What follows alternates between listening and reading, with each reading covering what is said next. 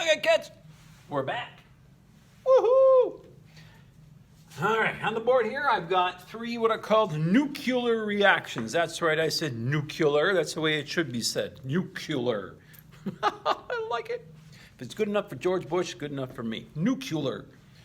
So here I have three nuclear reactions. Your job, figure out the missing thing. Now, I have three different kinds of nuclear reactions. And in these, I have something missing here, which is a new atom being created. That's what happens when radioactivity happens. Sometimes, not always. When radioactive materials break down, you will sometimes get a new thing formed, a new element. Sometimes you won't. If it's something just giving off gamma radiation, you won't get anything new, because gamma radiation is a source of energy, but not a mass particle. Nothing is going to change anything. Remember, so the alpha and betas, they're going to give you something new. Gamma radiation, and sometimes you can get different combinations of these different kinds of radiations that are given off by an atom. Absolutely, you can get gamma radiation and a positron, or gamma radiation and a helium nuclei, which is our alpha particle. In one radiation, one decay, you won't get an alpha and a beta together. Okay, we have an alpha, a beta, an alpha and a gamma, a beta and a gamma. Okay? Those are our combinations that we can have. But then when it comes to the stuff that's missing here, then we're going to have ourselves a particle which is being released, an alpha particle, a negative beta particle, aka electron. And here, we got to figure it out. You see, we can figure out different things. You always fill in the missing thing in a nuclear reaction.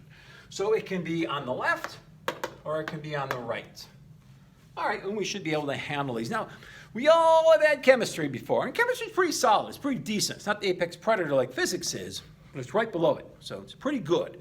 And if you had chemistry, you know, I hope you do, you know that when balancing a reaction, you have to have just as much stuff on the left as you do on the right. You have to conserve mass, conservation of mass. You have to follow that law. So we need just as much stuff on the left as we have on the right. All right, okay, with me? Same thing with nuclear reactions. We have to have just as much stuff on the left as we do on the right. And there is the key to solving these. Let's go ahead and try this first one. Here we have a form of uranium, a radioisotope of uranium. Uranium, not my radium, not mine. Funny. Uranium-238. Form of uranium. 92 protons, subtract those two, get 146 neutrons. And this uranium breaks down. It's radioactive. You know that. You know uranium is radioactive. It's used to make bombs. Back in the day, that's how they used to make bombs. Now, the preferred way of making bombs is actually using plutonium or hydrogen. More on that later in a different video. But now we have uranium. It's used in power plants, uranium is. And so it's radioactive, you know that. So it breaks down into something and gives off an alpha particle, an alpha decay. So it becomes less radioactive through alpha decay. Okay, okay, alpha decay, funny. Oh, rolling today, kids.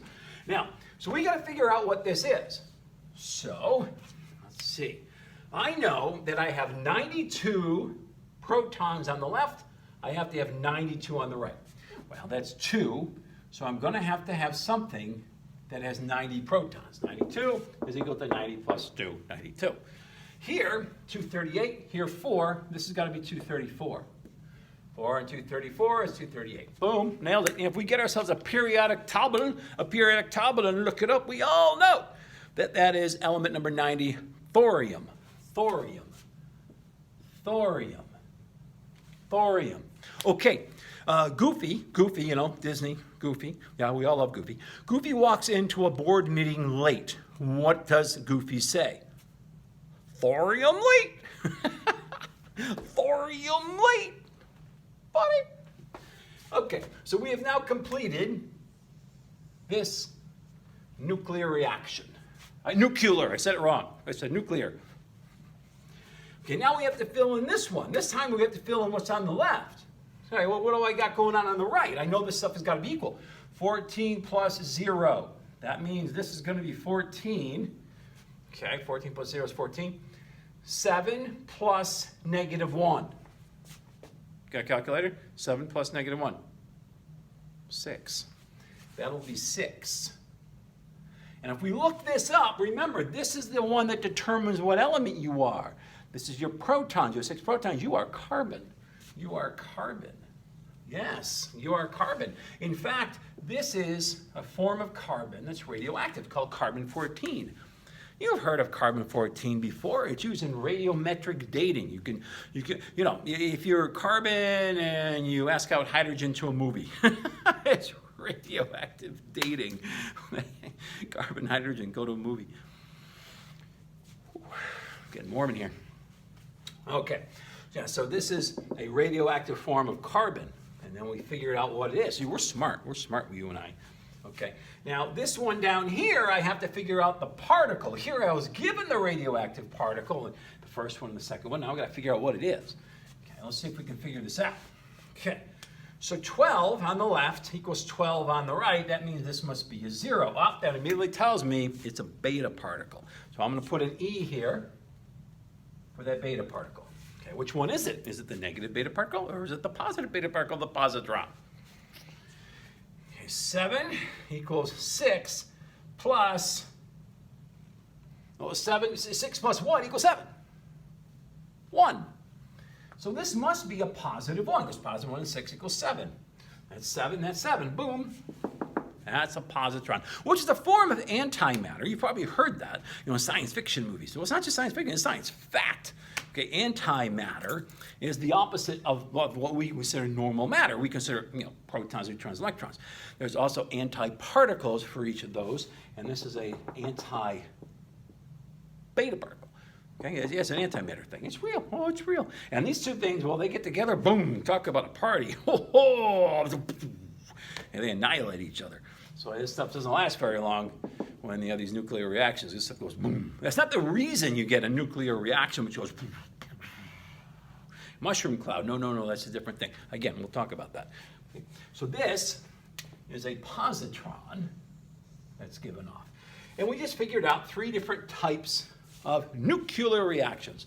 One where we had to figure out the new element, one where we had to figure out what the original, and one we had to figure out what the particle that was given off, okay? We have to be able to solve all 3. In fact, the original one is called the parent. This is called the parent. And the one that's new, that's created, is called the daughter. So the parent is the more unstable, and the daughter is the less unstable, which in real life isn't true, trust me. Okay, I had a teenage daughter, okay?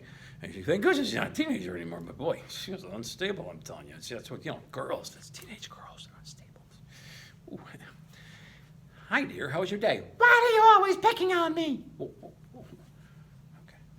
Next day. Hi, dear, how was your day? Oh, it's great, Dad. Thanks for asking. See what I'm talking about? Yeah, okay. Yeah. All right, so anyways, in science, not real life, the parent is more unstable, and the daughter that is produced is more stable. It's less radioactive. Now, that doesn't mean that it's not radioactive. You can get something like this one happening. Thorium. Thorium is also radioactive. Won't that then break down? Yes. Yes, it will. It'll break down into something else. It's called a decay series. That's called a decay series. Okay, kids, we'll keep this one short. We did some examples of radioactive equations and how to solve them. I hope you had fun. I did.